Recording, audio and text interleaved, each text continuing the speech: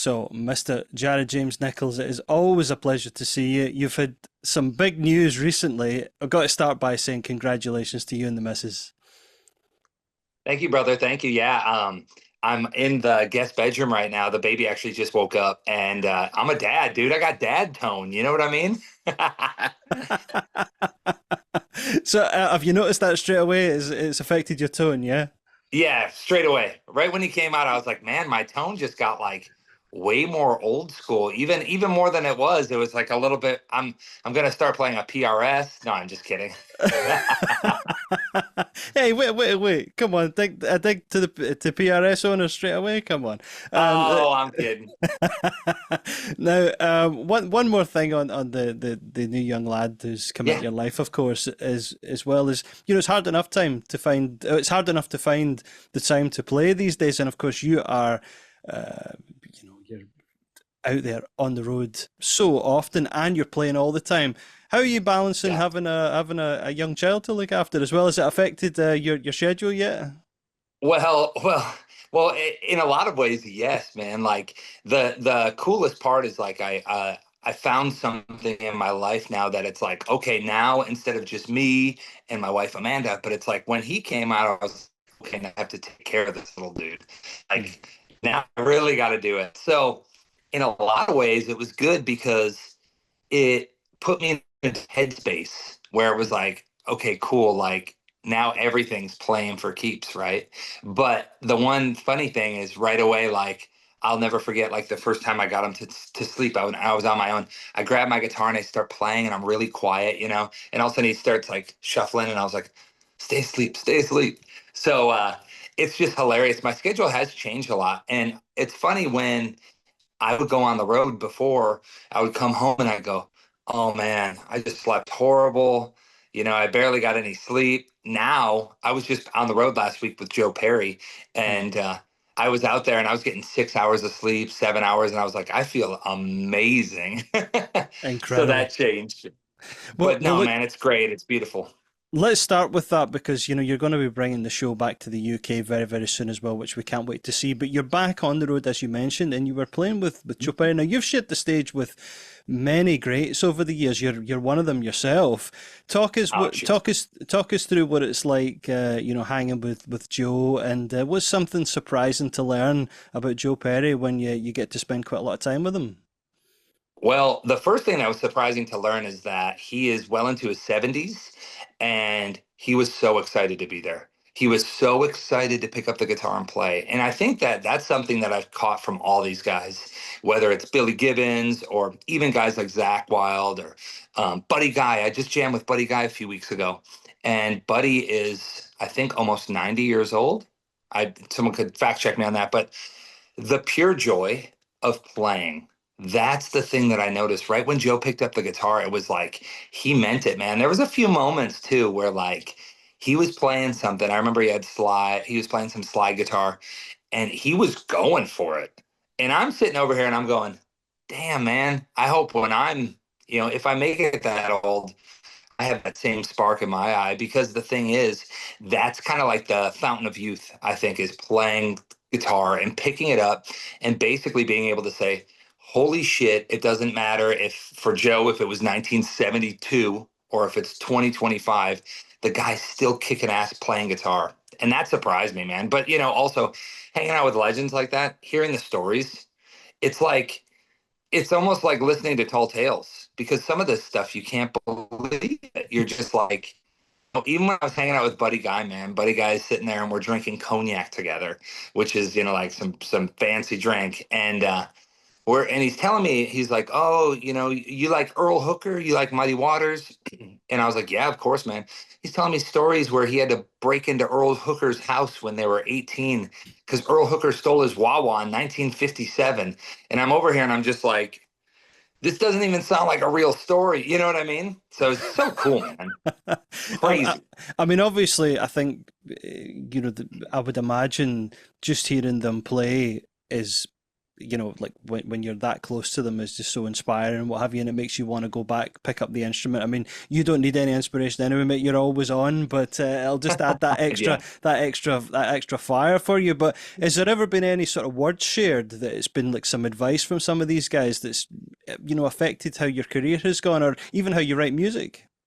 Oh yeah, for sure. Well, I mean, all the general consensus I find of words shared, it always relies on the point of like, don't stop. That's always like the underlying theme, but it comes in different ways, right? Whether, it's like when I was talking about to Buddy Guy and he said he was a janitor for years in the middle of his career, or, you know, Joe Perry, he was going, man, I can't believe I'm still out here doing this. He's like, I never would have dreamed that I was out here doing this like this. And there's this whole mantra, I feel like, and I think that anyone that's listening to this can hear this, because we need to tell ourselves this like daily, man, weekly, monthly, yearly. And I don't mean this in like a super serious way, but it's like, just love it. You know, Pick it up every day for the same reasons we picked it up, which is that don't stop. And even I was with Bonamassa last week. I'm name dropping so hard on you, dude. I'm throwing names at you. But me and Joe were talking about it, man, and we're just sitting there and we're smoking a cigar and we're just talking about like the lives and times, and it's like you just can't stop. It's no matter how beat up you get or how maybe you feel like everything's against you or whatever. It's like you just keep on pushing, and that's what all these old timers, I call them old timers, all these old school guys tell they instill in me, is the fact that it's like, hey man, you know, we see you're kicking ass. He's like, dude, you're a beast, man. He's just keep it up, keep going. So it's cool, man. It's cool that from these guys, because like you're saying, I pick up the guitar every day and I'm just happy and I'm just stoked to do it. But when you hear it from guys like that, you go, shit, man, I could never stop. Yeah, it just reignites the fire for sure. Now you're going to be bringing the whole show back to the UK once again. Talk us through some of the places you're going to be stopping at in the UK in just a couple of months' time.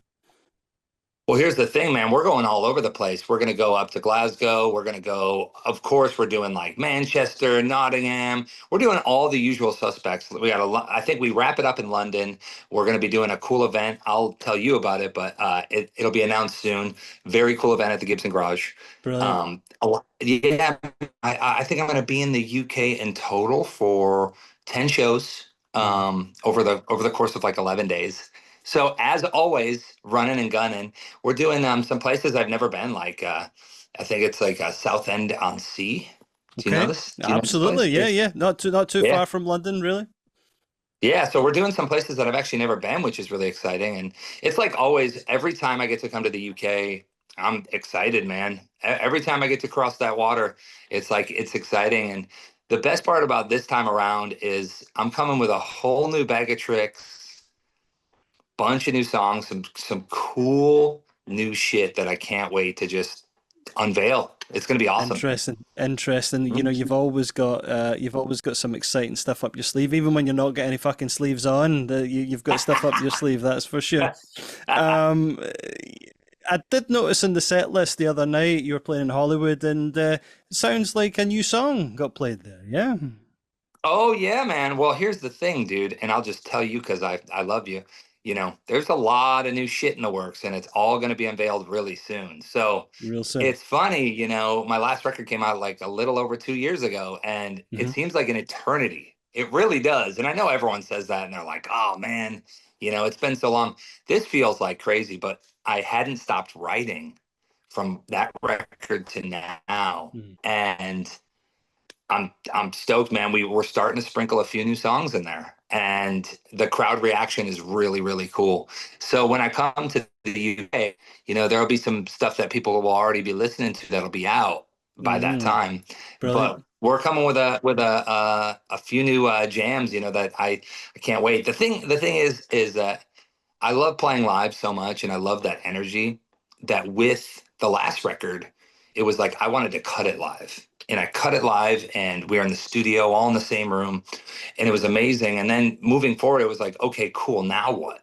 It's like, okay, let's keep that same spirit, but let's focus and dive in on the songs and what's really going to translate live, not only for me as a player and a singer, but for an audience that can hear it and go, yeah, I like that. You know what I mean? Singing along, having those hooks and those great riffs. And yeah, man, it's going to be cool.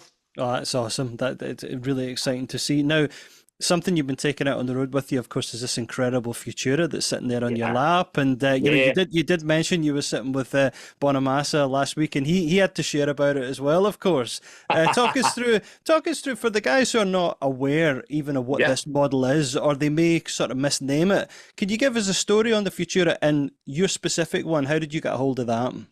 All right. So check this out. So anyone that knows me, they know I love Les Pauls, man. I'm sitting in a room with a bunch of Les Pauls right now on all the walls.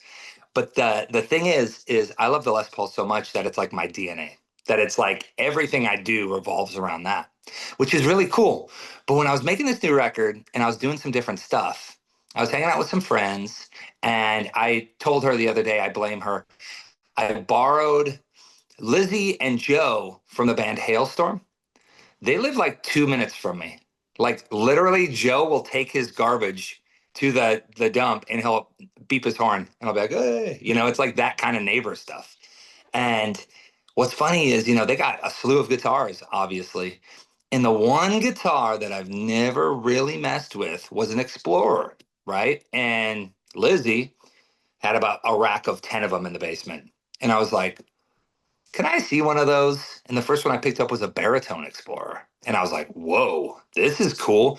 But the thing that I noticed is I liked the way that it sat on me and it was a little bigger. Now, if people don't know, I'm a pretty tall guy. I'm six. What I don't know. How do you measure that in the UK, man? I'm 6'5", almost 6'6". Yep, that works So for us. Yep, yeah, we know what that yeah. means. So when I play a Les Paul, sometimes people are like, dude, are you playing a mini guitar? And it's like, no, man. But I borrowed a Carina Explorer from her for just a few days. And I was like, damn, this is so cool. And I was falling in love with it. And Cesar from Gibson hit me up and he's like, hey, why don't you, we were at a party or something. He's like, you want an Explorer, man? I'll hook you up with one of the Murphy Lab custom shops my house, the prototype 8. So if anyone is following along on my trajectory with these guitars, in February, March, April, I was playing this aged version of this Carina Explorer. That was Cesar's personal prototype for the run that happened, I believe, in 2019. And that guitar was insane. So I had this version of Lizzie's that was this road worn version. I was like, this is sick. Then I moved to Cesar's Explorer. And then, I just started like getting into it. And I was like, I saw a picture of the prototype, what the Explorer was supposed to look like from 1957. And if anyone wants to look that up, it's called a Gibson Futura. And at first I looked at it and I kind of like cocked my head. I was like a dog. I was like, what? Like, what is that? It's almost like the best way I could say is like it's like a cracked out Explorer. It's like this like it's almost like you put an Explorer and someone didn't know the dimensions of it and they just started cutting. And the more I looked at the picture, the more I was like, damn, that's kind of like funky, man. It's got the cool split headstock. And a lot of guys will go, that's a Dean headstock. And it's like, I get it. But if you go and you Google and you look up the patent for the prototype of this Futura Explorer, you're going to see that headstock. So I got one from my friend right here. Let me grab it really quick. I borrowed this one. So if I take this one. So this is a custom shop from the late 90s, right? And this Awesome. is really cool. Carina. And I borrowed this and I did some recording with it because I didn't want to go all in and like try and find one. They're very hard to find. Like if you go look them up, man, like I could only find one online for sale. And I think it was like 14,000. And this was a custom shop made of mahogany. So I borrowed this one from my friend, fell in love with it, fell in love with the way it sat on me, fell in love with the tone, the vibe. Like I said, it's like a more of like it's like a Gibson Golden era edgy metal guitar. So, long story short, I was playing my friends and I went and I had lunch with Cesar again. And I was like, dude, I want a Futura. And he kind of looks at me and laughs. He's like, that's cool. He's like, you know, we were going to make them, but they're really hard to find enough Carina wood that's clean to make them. And honestly, I don't know if the appeal was there for them. But while we were chatting, he showed me a picture of an Explorer, and right behind it, man, there was a Futura. This is from the custom shop. And I was like, what is that? And he goes, oh, yeah, it's like a prototype. We were trying to figure out, you know, maybe we'll make one. So weeks go by, and I get asked by Gibson to do an event. And we were chatting about it, and we were, you know, chatting about, you know, what the event was. I'm like, I'm totally down. And I'm talking to another friend there, and I said, Cesar said that there's a guitar in the custom shop. And now it's like turning into like a tall tale. People are like, what?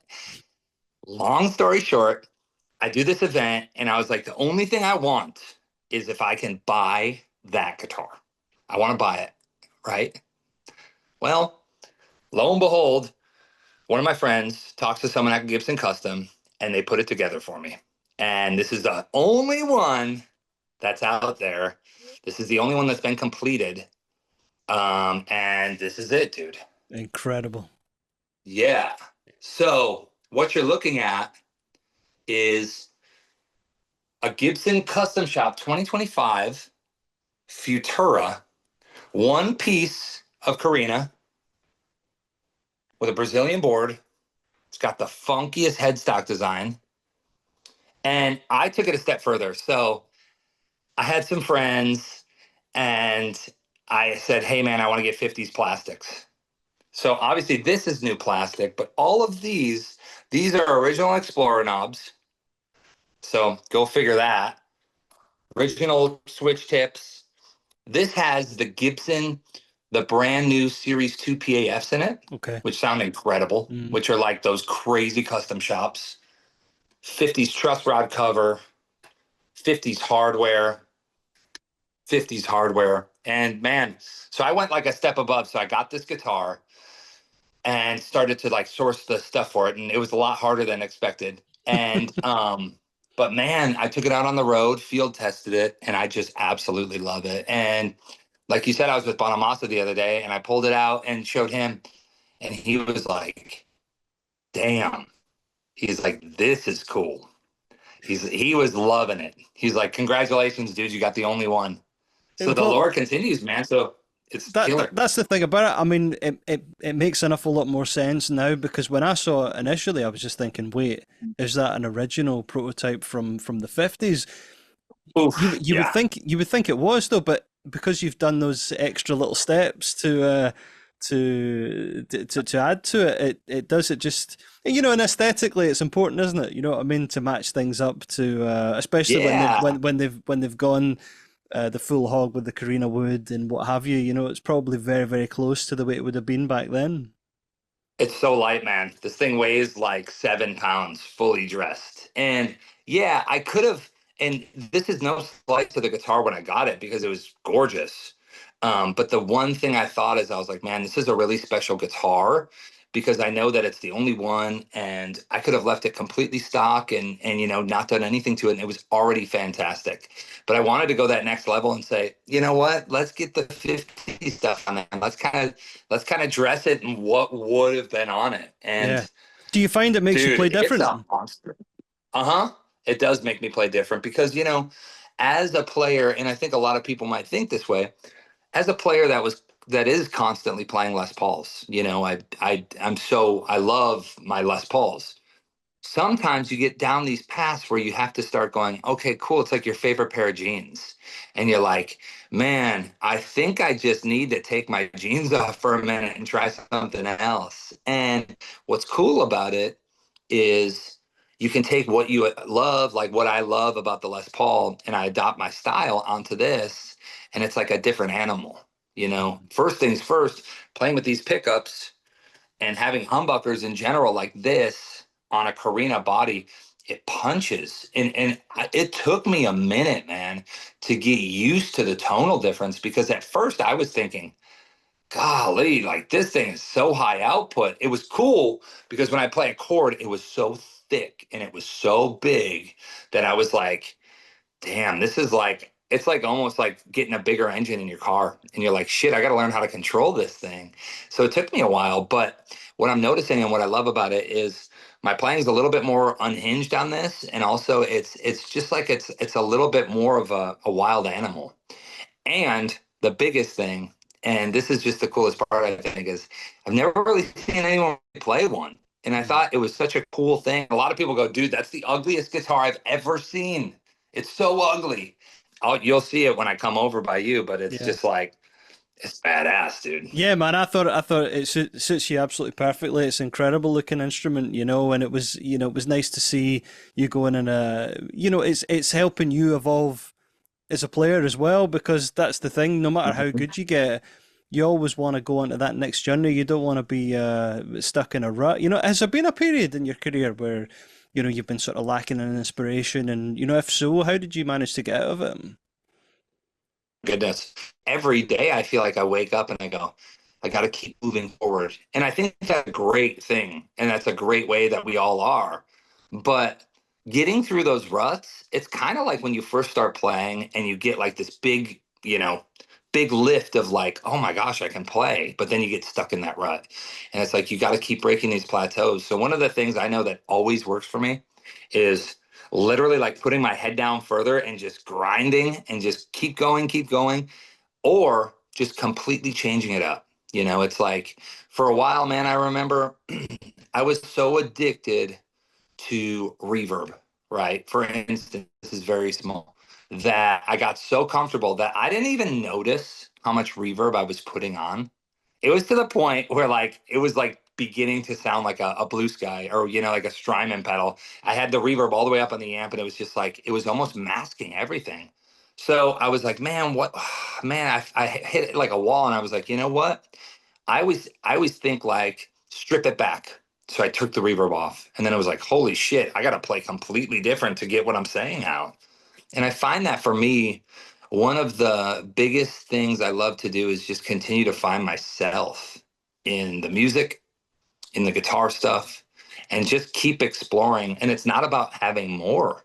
It's not about like, oh my goodness, if I change the rig or I get this new guitar, it's not that. It just comes out of necessity. And what's really fun is when you start to see a different shade of something you're doing and you go, wow, like I'm not even trying to I'm not even trying to look towards anyone else. I'm not trying to necessarily copy anyone. I'm just on my own path.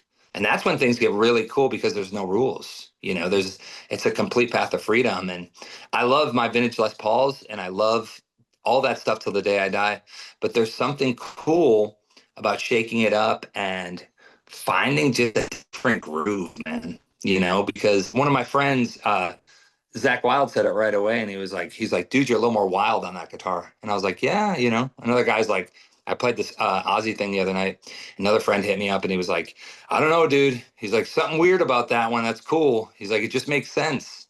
So this is just something through exploration and not being afraid to look under all the rocks. You know what I mean? And try and find different stuff. That I think it's a really healthy thing to do, because when you get too stuck in rut, man, you don't even know you're there. Just treading water. Well, there you go, man. You've already just thought of what the advertising campaign on the billboard's going to be when you have the signature guitar. You can be standing there doing one of your classic blues power poses, and it's like tone is exploration. Exploration. Come explore. Yeah, that's it. Yeah, The, man. the future of tone. Look, you mentioned the vintage guitars. Last time I Mhm. saw you, we were very lucky, and I was very lucky to get a quick play on Dorothy. Incredible instrument with an Oh, yeah. incredible story. Now, because you're so tight now with Cesar, he's obviously played that one, and I'm sure he thought it was fantastic as well. What are the odds? I mean, I know you can't announce like signature Dorothy guitar coming next week or anything, but what would you say the chances are that we could see a signature model or even a limited run of Dorothy down the line? There's 100% chance of that. I think Amazing. that there's a lot of, well, first things first, man. There's so much cool stuff happening at Gibson, like on a weekly basis now, and like their team over there is like, man, they have so much. I've seen so much cool stuff, and I'm not here to like burst any bubbles, but I've seen so much cool stuff that I'm like, holy shit, man. Like, and then I look at it and I go, is that happening? And they go, uh-huh. And I'm like, holy shit. So yeah, we've had some really great talks about future models, Dorothy included, and other stuff in the pipeline that I think a lot of people are going to be excited about. And what's so great about Gibson, especially right now, is they're not afraid to make these guitars. Whereas, like, I feel like back in the day, it was kind of like, oh, well, let's see how it goes, you know? And it's like, but when they know, they're just like, yep. So I'm super excited about the future stuff I have coming up with Gibson because, man, there's going to be some slammers on the list. Oh, that's awesome. So by the time that you're in the UK for the tour, we should hear some news on some new music then, yeah? Oh yeah, yeah, yeah. No, new music will be out by the time I'm in the UK. Mm, Not a whole fantastic. record, but we're gonna be dropping some music for sure. The record's done, man. I just finished it.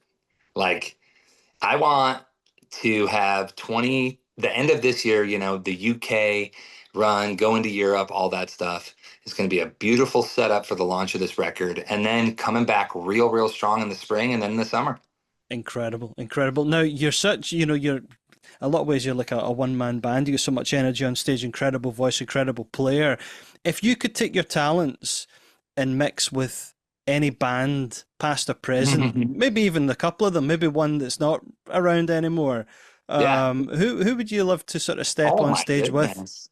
Oh my goodness. Well, dude, if it was about like stepping on stage, like anyone, I could think of eras of bands, right? Like if we went back, like, dude, I would have wanted to jam with like everyone from like, oh my goodness, Alice in Chains and Pantera and like classic Ozzy stuff, sure. But then even like 80s bands, like, dude, I would have wanted to jam with like Mr. Big and Extreme and like bands like that, of course, the Van Halens. But my heart truly lies in that like classic 70s, late 60s stuff. So I would have went to the UK, dude. I would have been jamming with Cream, Hendrix, obviously Clapton, Leslie West, all that stuff. But if there's bands now that I would love to do more jamming with, you know, it's like friends like mine, like, you know, the guys in Blackberry Smoke, Government Mule, more than jam bandy stuff. Like I would love to, you know, go toe to toe with Marcus and do some really cool stuff with Marcus King.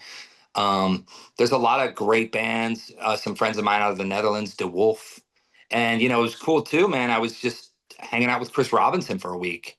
I'd love to jam Beautiful. with the Black Crows, dude. You know, These go up are there and rip over some of that. incredible choices for sure. I mean, the reason I ask is because obviously, you know, you're a legitimate artist. You put out great music on your own. You don't need any sort of collaborations. But there's been great eras over the years where we've seen that, where you know it becomes this sort of community. You think of some of these artists Mhm. hanging and mixing together, and sometimes there's only a short window where it can work. You get Mhm. what I mean? You know, and we have these sort of what ifs. It could be because people drop off in terms of their talent or whatever, but some people they don't stick around long enough to for those jams to be able to happen. So I hope some of those do get to happen. Even with Oh hell yeah, even dude! with your neighbour's hailstorm, that would be a nice collaboration.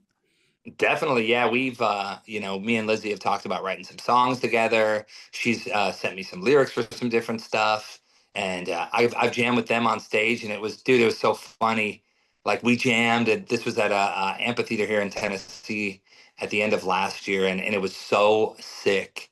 And I was going on a date of or like a run of shows for myself, and they were like, "Hey, like we're going to Milwaukee tomorrow. Do you want to come to Milwaukee and Chicago?" And I'm like, I can't, you know, it's like shit like that where you're like, I have shows booked, but it will happen. 100% that'll happen. So what are you working on technique wise at the moment? Because I know every time you go back in your woodshed and you're adding new things to your Mhm. arsenal, is there some bits and pieces over the last couple of months that you've been sort of knuckling down and you know adding to your smorgasbord of 100%. techniques? Well, here's the thing. Lately, I've been doing more thinking of ways of like, it's funny. I haven't been on this kick of like, oh, I want to learn all these new licks or I want to learn all this kind of stuff like that. I've been focusing on like right hand articulation more. And what's happened recently, I'd say in the past 3 months, is I've kind of stripped it all back again. And I'm noticing that sometimes I feel like as guitar players, we can get ahead of ourselves. And it's not a bad thing, but we'll be playing and we'll be pushing it and pushing it when you start to develop bad habits, or you develop habits where you go, you know what? I could be doing that a lot more efficiently. And the one thing that I'm really trying to do is, man, there's something inside me that is so sick and twisted, man, because I love Jeff Beck so much, and Roy Buchanan, and obviously Derek Trucks and Jimmy Herring and Stevie and all the touch guys. One thing that I've been really working, so I don't pick, this, is I want to have all the sounds, man. I want to be able to take, this is my new mantra, and you'll know this when I come to the UK and I do these tours. I'm stripping it back, dude.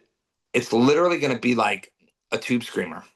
I don't even Wow. know if I'll bring the Klon. We'll see. Maybe bring the Klon. But what I noticed when I dig in more, and a lot of people don't know this, but if you're using a Klon the way that I use it, which is using the gain, you get a ton of white noise, that kind of and with a tube screamer, you don't. So there's this one drawback. So I'll see what I do. I'm still messing around with the rig. But the thing is, I want to be able to take a tube screamer, man, and I want to be able to just use that thing like a voice. So that's the kind of kick I'm on lately, is not hiding behind anything. And it's not that I ever did, but it's even more so. I want to stand in the face of like more is more kind of generation, because I feel like right now, especially in guitar, and it's awesome and I love it, but sometimes it's great to step back and go, you know what? I have a tube screamer, I have a Les Paul, or a tube screamer and an Explorer Futura, and it's like, let me see if I can get all the sounds I need to out of that. So I just did this run with Joe Perry, man, and I had a fucking tube screamer on the floor. That's it.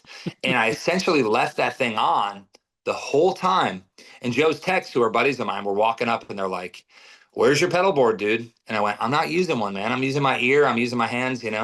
And it's such a gratifying feeling to do that. So now going back to the woodshed, the one thing I'm doing like crazy is I'm playing super clean. And what I mean by that is, if I can get the dynamics and the articulation and like the power super clean, then when you click that tube screamer on, it's like it's heaven.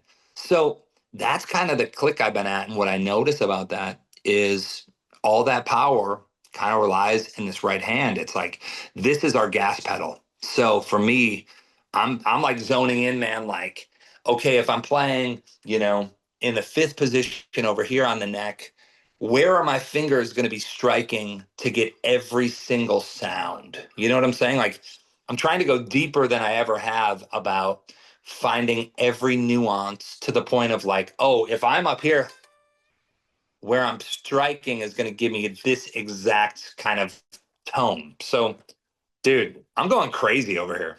Oh, it's incredible. It's inspiring to me to hear how passionate you are about it. And I think the thing is, because you're such a great singer and you've got such great control over your voice, that's obviously having a huge impact on your thought process when it comes to playing, because you'll know that yourself, Thanks, brother. that when you're on stage, you want that mic running as hot as possible, basically, and you can back off or you can push Hmm. the way you want to do it. So is that what's guiding this thought process with the playing, that it's kind of one of these ones, well, look, I don't want any technology having to determine how loud or soft I want to be. I want the full range of dynamics, and it's all just coming from me physically. Yeah, I think that that's the scope that I'm at, and it's not even a dig on the technology. But what I notice is, when I just strip it all back, that's when it feels really natural, and Mm. it almost feels like the whole experience gets a little bit more personal. Um, I recently did some shows and some recording stuff where the guy was really, really pumping on me in the studio. It wasn't for my personal stuff. I was recording some stuff with a friend. We were just messing around, and I was playing through like a Axe Effects, and yeah, it sounded really cool. It sounded really cool. But what I noticed is, like, we were trying to jam with a powered speaker, and I was playing through it because I was at his studio. And I was like, man, this isn't really the experience I love with music. And it's not even to sound like old timey, or, like, that stuff isn't great. But it's just something, is the thrill that I love is having all that power at my fingertips. So like you said, with the voice, it's like from a whisper to a scream, man. And that's how I want my guitar to feel, is like it's like a voice, you know. That's why I'm so obsessed with like guys like Gary Moore, dude. And that's why he's eternal, you know, is it's not even necessarily, it goes beyond the guitar chops, dude. It's the way that he approached the instrument and the way that he could sing through it. And I think that that's where my head's going, where it's like, man, I want to have that undoubted voice on the guitar. And that's like, that's all that matters, dude. Zach Wild sent me yesterday an isolated track of David Gilmour's Comfortably Numb solo. How many times have we heard this solo? We've heard it a million times. But I'm telling you, he sends me this track and he goes, listen to this. And I put it on, and it was the first, you know, 4 bars of it. And I was just like, you know, there's something so special about that kind of connection. And I'm not dissing anything, but it's just, for me as a player, that's where my head goes. No, incredible, incredible. Just talking about that, because you mentioned some big names there as well, and just guys like yourself that are, they just nail it when it comes to being a great blues rock guitarist, but Mhm. very different styles as well. You know what I mean? So there's Mhm. no one size fits all. But in your opinion and your experience and your research you've done over the years, what do you think are the fundamental keys to being a great blues rock guitar player? Well, there's a few fundamental keys to being a great blues rock guitar player. The first is you have to have some sort of breath of your own voice. And what I mean by that is the bending, the vibrato, the touch, the feel. That is something that relies heavier from that blues side. And it's like there's something about that. When I knew it right away when I started to listen to guitar players when I was young, I would hear these players like, you know, Robin Trower or, you know, Stevie or Albert King, whatever. They would have this touch, and I was like, he's only playing 3 notes. Why doesn't it sound like that when I play those 3 notes? And then all of a sudden you're in this weird zone of like, okay, I have to get in this player's head, and you know, and you're like, God, what size strings did they use? Or, you know, what is he playing through? It's a Strat with a silver jubilee, whatever. Even Bonamassa or any of these people, it's like, how come when he hits that blues lick, it has such a solid sound, or there's something about it that I can't do? And I feel like that comes from just sheer playing. It's like playing and kind of searching for your own sound, but also loving and absorbing all your favorite players and then kind of molding that and figuring that out. All of a sudden it starts coming out as you. And that's one of the first kind of defining things. The one thing that will scare me about a guitar player is when I hear a guitar player that can hit a note and like have complete control over it. Because that's one of those things where it's like, that can't be taught, man. You can't really learn that from a book or from, you know, a YouTube video. It's like you need to put the time in on the instrument in order to have that kind of command, right? So that's the first thing, that command. I always say the tone, the touch, the feel. Moving on to tone, it's not one size fits all, but it's a tone that works for the way that you play. And that's really subjective, because that's almost like colors in a painting. And I would never be the kind of person that would go, "Oh man, that's way too much yellow," or whatever. It's like that is super subjective. But owning a tone and committing to it and having that, that's another defining thing. And then one thing that not a lot of people think about, but it's really, really important, is phrasing. So what I mean by phrasing is what you're actually saying and how you're saying it on the guitar. Because we seem to recycle a lot as guitar players. But the biggest thing is having, you know, let's say an E minor pentatonic scale that you're basing your riffs on. And it's like, how are you phrasing these riffs? How are you phrasing your leads? Because great phrasing that will never die. And you could have the most simple combination of notes, but if your phrasing is insane, you can say it 30 different ways. And it's like net phrasing, that's just a musical statement in general. But when it really comes to that blues rock stuff, man, great phrasing. And then just like the last piece that I think about all the time is like, you have to have that belief in yourself as a player, where you're like, listen, I'm going to come in and I'm going to hit this, whether it's, you know, a super, you know, burning slow blues, or a blistering, just absolute crazy heavy riff. You have to have that thing where you just own it. And that's also something that can't be taught. It's just like you just have to continue digging and digging and finding your own kind of voice. Do you remember the first time you got on stage and you felt that feeling? Yeah, I do totally. So I used to go to these, my mom used to take me to these blues jams when I was a kid. And when I first went there, I didn't know anything about the blues. The most I knew about the blues was the Moody Blues for the band, you know? And the guys looked at me like, this kid's an idiot. But I went home and I started to do my homework. I went and found like these best of the blues CDs, and then I discovered Stevie Ray Vaughan and all this kind of stuff, Buddy Guy, Otis Rush, BB King. So once I started to really get in that mindset, it took about a year, but I'll never forget when they looked at me to take my slow blues and I was able to like just feel it. And it was like everything that I wanted to say, I was able to articulate on the guitar. And don't get me wrong, that is kind of a barometer that keeps going up the more you play. You know what I mean? But at this time, I could play the Stevie Ray Vaughan. Man, I was going, I was able to do the snappy Stevie licks. And it was the first time that I felt like, man, I'm in control of this and I'm saying what I want to say. I was probably 16 years old. And then that's kind of a feeling you get addicted to. It's a feeling that you never want to not have. So it's a beautiful thing because that keeps pushing you and pushing you to these, like I said, with the barometer, where it's like you just keep raising the bar a little bit to the point where next thing you know, before you know it, you're totally articulating all over the guitar. And then after that, it's like, how far down do you want to dig? I always say that to players too, man. It's like, how far do you want to take it? Because there is so many levels to what we love, and none of them are wrong or bad or no, I'm better than you. It's like, how far do you want to take it, man? It's almost like a car. And it's like, man, my car drives great. And it's like, cool. How fast do you want it to go?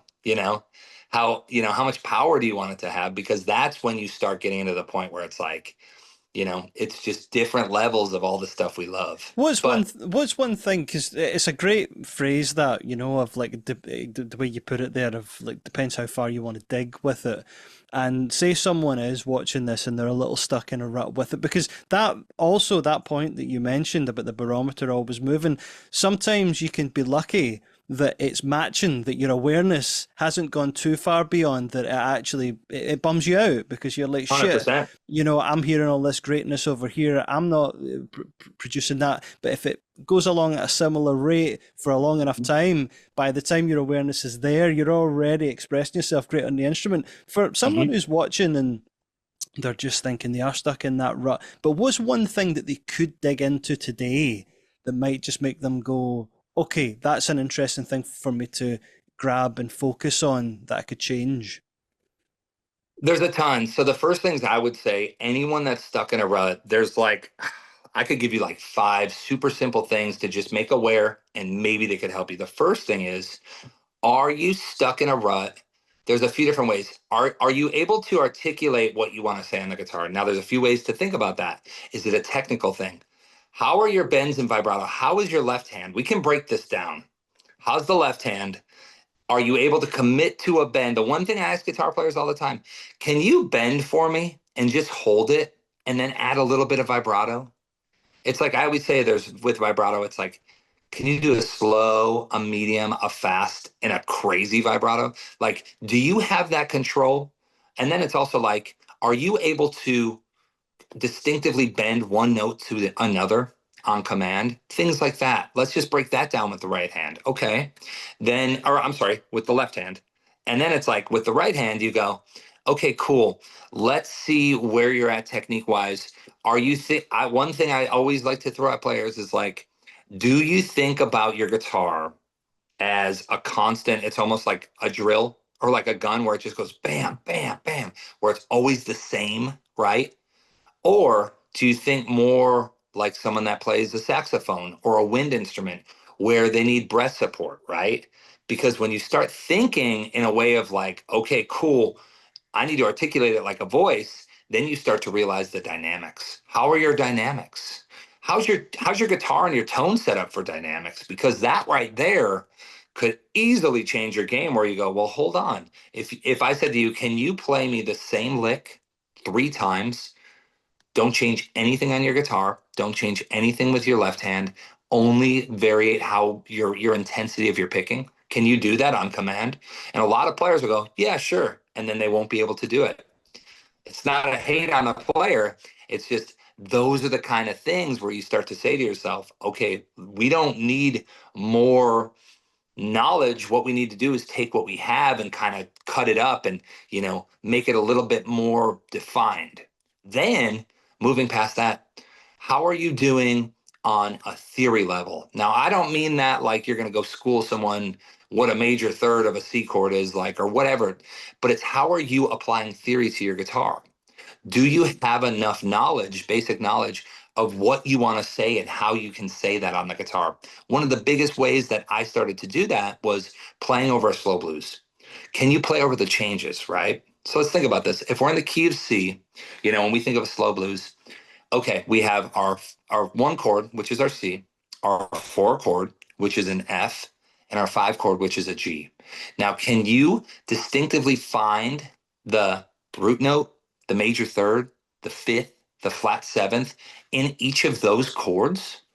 Because this isn't a dig on someone that says, oh, I play by ear. It's like, yeah, I do too. All my favorite, some of the greatest living musicians play by ear, but they know by ear what that sound is.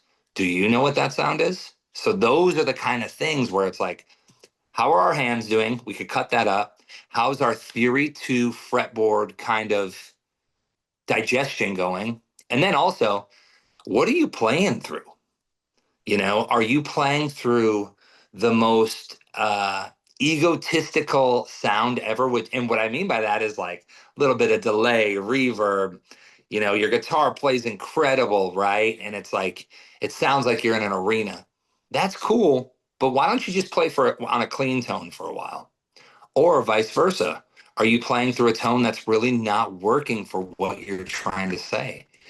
You got to constantly flip whatever you're doing on its head because that's when you start to see results because you start to go, okay, cool. I'm not in my comfort zone. I'm not like feeling good about this. I need to like figure out now how to articulate and rise above. And I think those are simple ways. If all else fails, I'll give you one more. Go jam with people.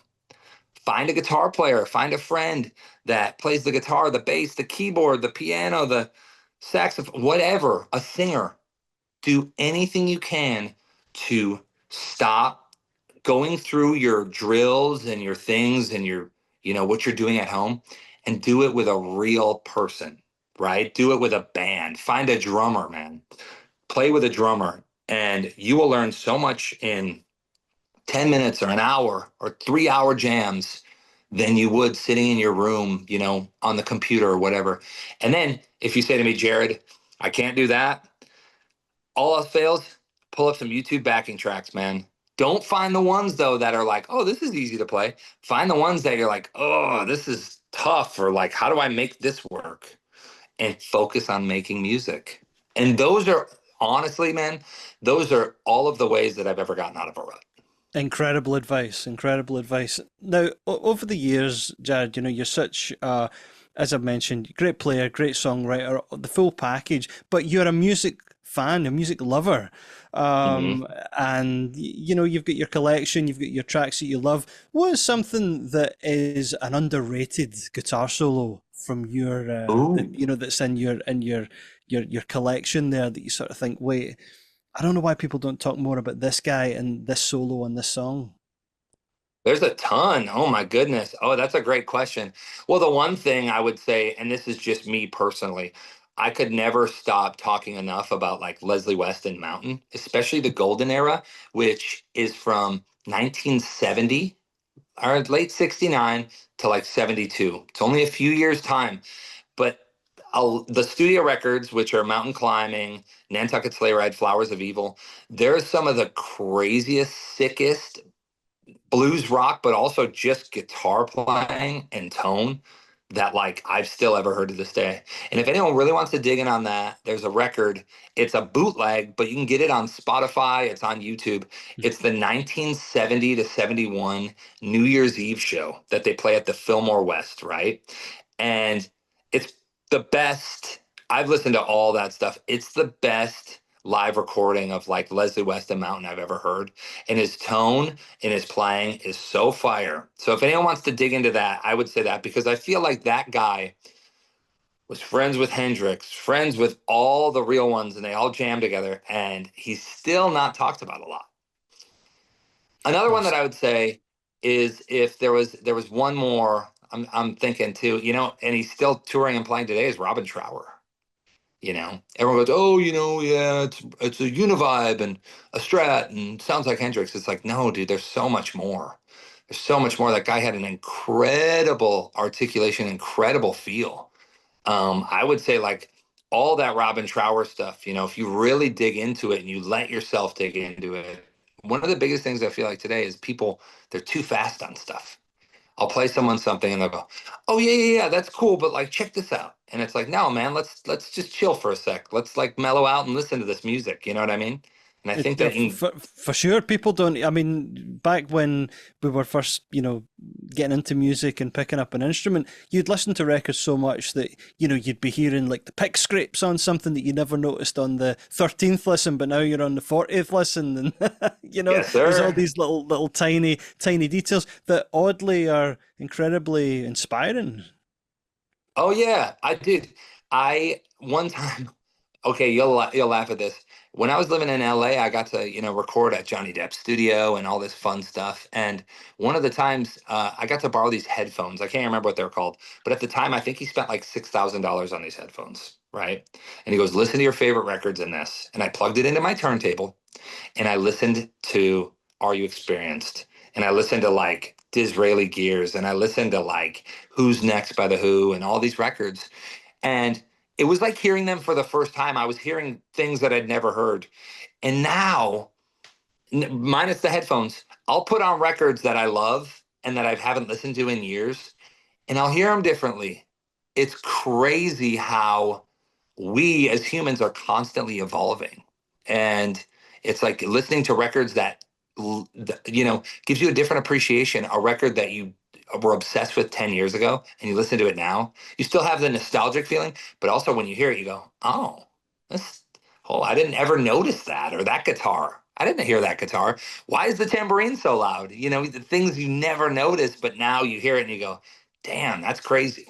Incredible. Look, Jared, it's always a pleasure to chat with you.